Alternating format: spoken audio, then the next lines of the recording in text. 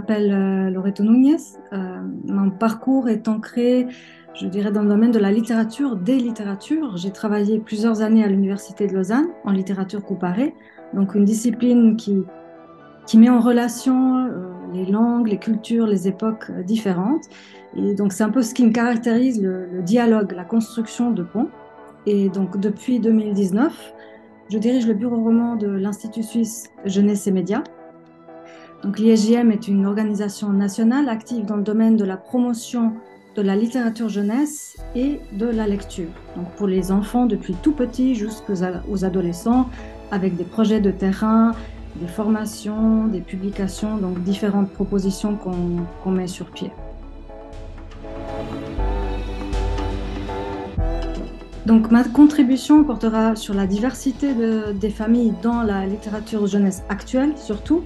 Nous savons toutes et tous que la société a connu beaucoup de changements au niveau de la constellation des familles, familles monoparentales, homoparentales, arc-en-ciel, pluriculturelles, donc toutes sortes de possibles. Et donc les éducateurs et éducatrices de l'enfance côtoient cette diversité dans leur quotidien, dans leur jour à jour. Et je pense que la littérature jeunesse peut être un outil précieux dans leur travail avec les enfants et leur famille. C'est une littérature qui participe extrêmement au changement de la société.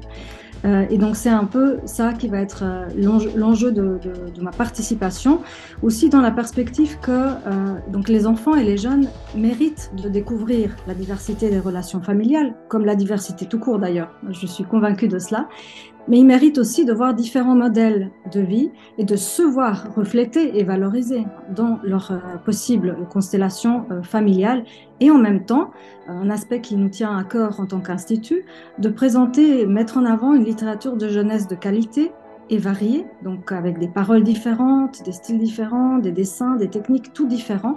Cela permet d'inciter les jeunes, les enfants à lire plus volontiers et à se lire, je dirais, soi-même aussi, dans les textes, qui soient diversifiés. Donc c'est ça un peu qui va être au centre de ma participation. Alors je suis quelqu'un, je le disais avant, qui aime bien faire les ponts, établir des dialogues, chercher l'échange, et le forum en tant que lieu de rencontre m'intéresse donc particulièrement.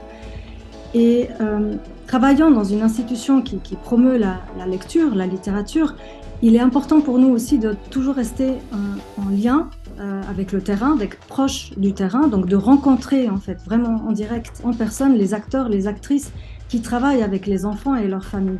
Donc c'est un peu cet échange-là qui m'intéresse particulièrement.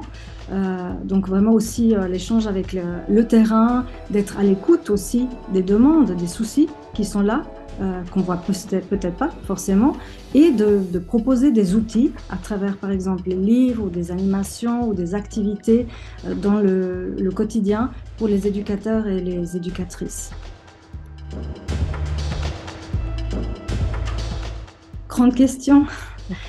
Je commencerai peut-être par dire qu'on a la chance de vivre dans une société relativement ouverte. Il faut être conscient que ce n'est pas le cas partout dans le monde. Donc ça, c'est une chance qu'on a.